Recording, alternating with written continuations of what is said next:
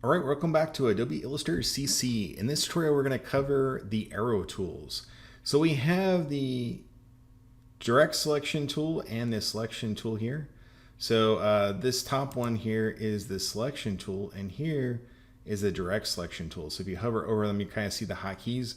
It's V for the selection tool, which is the black arrow, and A for the direct selection tool, which is the white arrow. So we'll go over the black arrow first. Base the black arrow, whether you have a group of objects like I have here, or a single object like I have here, or if I have a stroke, the black arrow pretty much works the same. You can grab the object, so you can just grab it and move it around, whether it be a group, a line, a stroke. You can scale it, so you can grab these little corners here and scale the object. So I can grab any of these areas and I can scale them. I can grab a corner to scale outwards and sort of distort the whole object however I want.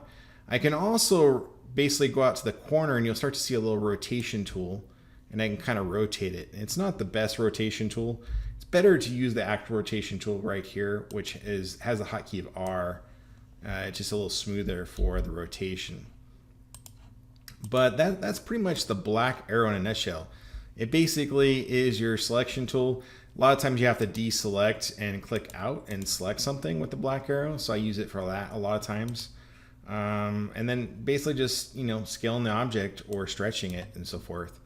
Pretty straightforward. The white arrow is something a little bit different. The white arrow, and if you hold the mouse on it, there's a couple of hidden arrows below. We'll go over the group and the lasso selection in a sec. We're going to stick with the top one here.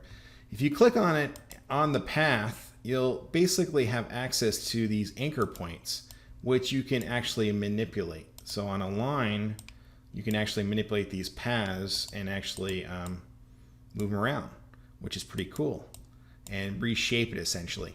You can do that with the shapes too. So if I click on the actual path here, I've got and sometimes it's kind of hard. Sometimes you click on the anchor and it seems like you have it selected and you really don't. You have like the outside edge.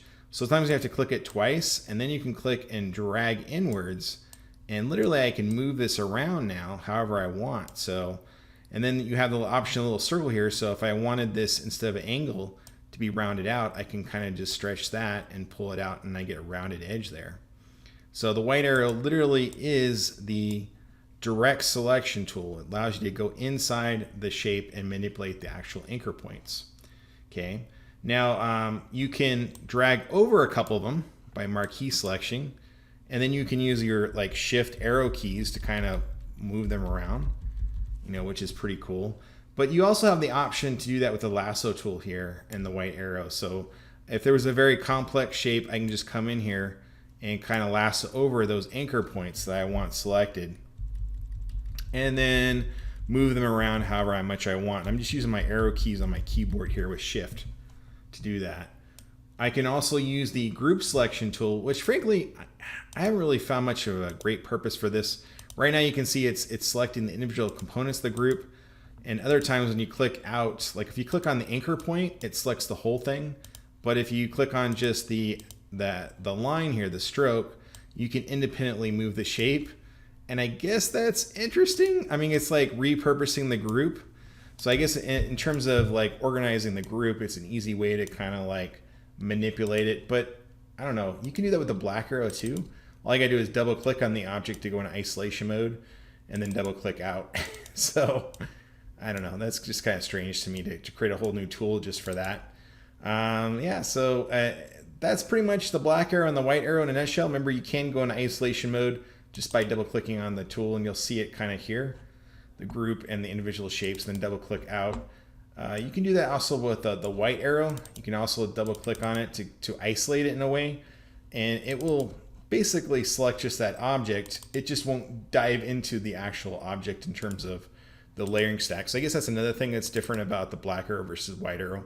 You can kind of see this a little more clearly if you open up the layer and open up the paths here. You can kind of see it says isolation mode, where I double click out, you're not in isolation mode. So yeah, isolation, double click out, you're not in isolation. So that's it for the black and white arrow. Have fun. Cheers.